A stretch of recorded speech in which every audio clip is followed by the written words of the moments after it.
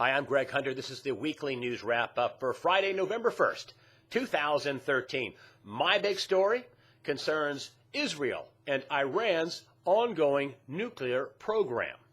Now, Israel put out a warning late last week that warned that Iran could have enough nuclear material to build a bomb within 30 days. Now, Iran has always contended that its nuclear program is for the peaceful production of energy.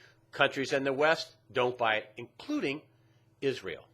Now, Israel's defense minister, or rather deputy defense minister, came out and said Israel will not stand by and watch Iran develop weaponry. We're talking about nuclear weapons.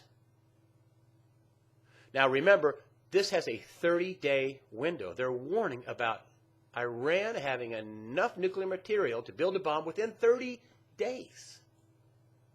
That's a not-so-veiled threat for future possible military action. And in another development, it's reported that Iran is close to getting a big nuclear power plant online. Many people say it'll be impossible for anyone to bomb it, because if they bombed a nuclear power plant that's fully operational, the radiation levels released into the atmosphere would be catastrophic. If you're going to bomb it, you have to bomb it before it goes online. I think this is a very, very dicey story in development in the Middle East, and it's coming with an expiration date, about a 30-day time window. If Iran is attacked, it is my humble opinion, it'll be a global catastrophe. The financial system would surely melt down. Oil prices would surely spike. Pay attention to the story and watch it. Even though it's unreported or underreported, watch the story. It's very, very important in the Middle East. The Federal Reserve made a decision this week to keep on printing money, keep up with their QE. Surprise, right? You know, the Federal Reserve is printing $85 billion a month to prop up the bond market, hold down interest rates, and put money into the stock market. It's propping up the stock market. That's why you're seeing these new highs. It's not because of, this great business environment. Many experts, I hear them on CNBC every day. Today, yesterday, one of the big experts said, well, you can't stop it. No, the economy's not going good enough to stop this money print. It's propping up the economy. And not only are they not going to what they call taper, cut it back, there are some sources say they're going to increase it. One of them is money manager Peter Schiff at Euro Pacific Capital, Euro Pacific Precious Metals, who's been a guest on this show. He says, not only do I think they're not going to taper it, if they do, it's going to be a calamity. They're going to increase the QE, increase the money printing. Now, why would Peter Schiff say that? Well, just this past week, we've got some terrible news. Consumer confidence, boom, tanking. Retail sales, boom. Between August and September, they are going absolutely down. And also, housing, boom, also took a big hit this past week. They're not going to taper QE. According to some people, as I said, Peter Schiff, they're going to increase it because the numbers about the economy are heading into the tank. There's one bad piece of information every day coming out. And speaking of being in a tank, President Obama's approval rating has also tanked. It's one of the worst levels since he's been in office. It's the lowest level since he's been in office, and no doubt it's about Obamacare. And what did he say? Just read this. This is one of the quotes in USA Today.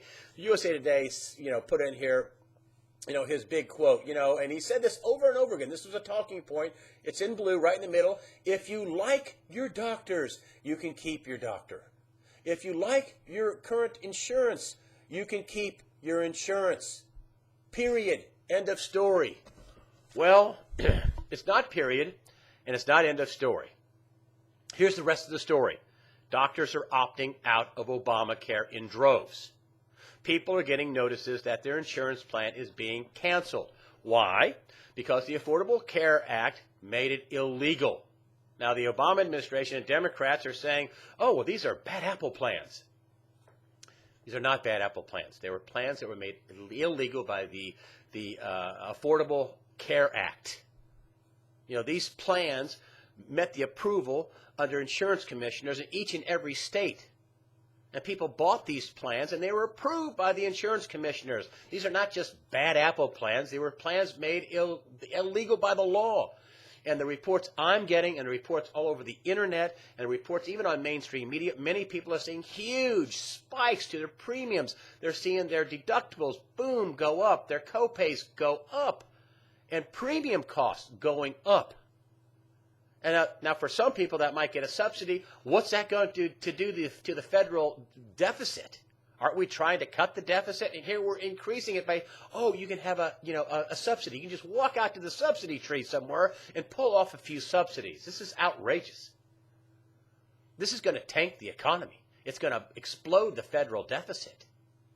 It's imagine what's going to happen to the economy when people's health insurance go from $200-300 a month to $600-700-800 a month. A friend of mine, his insurance premium went up $700 a month, and he gets less. His deductible is higher. His copay is higher. And no, he doesn't get subsidies.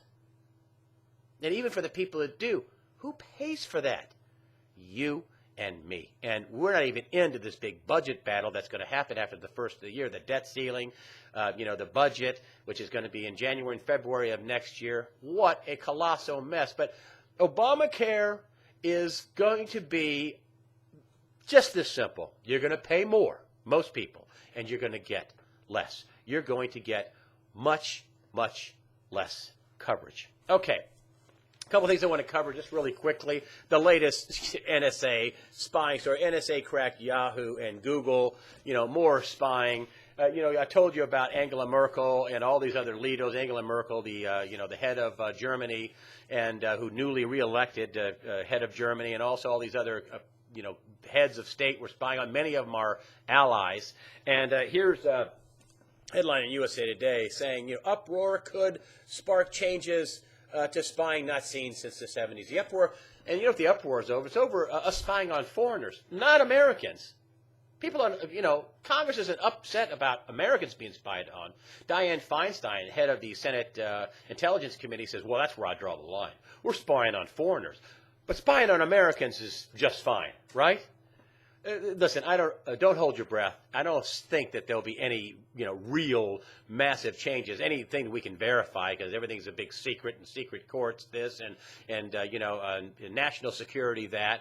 I just don't see Congress cracking down on this spy program, which is a control feature of the government. They're not stopping terrorists. I mean, what did the outgoing NSA chief say when asked, how many terrorism acts did you really stop? And he said, 1, perhaps 2, his direct quote, 1, perhaps 2.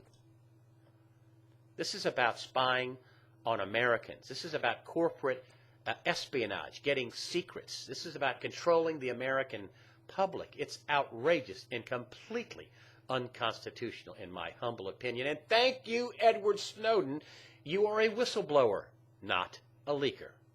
That's the way I see it. I'm Greg Hunter. Thank you very much for supporting USAWatchdog.com with your comments. We had a ton of comments for, Jim Sinclair, Mr. Gold. He was very gracious to come on to USA Watchdog. And thank you all for using the donations button, or at least the few people that use it. Thank you so much for supporting USA Watchdog that way. It helps us out. I'm Greg Hunter. That's the way I see it. Have a nice weekend.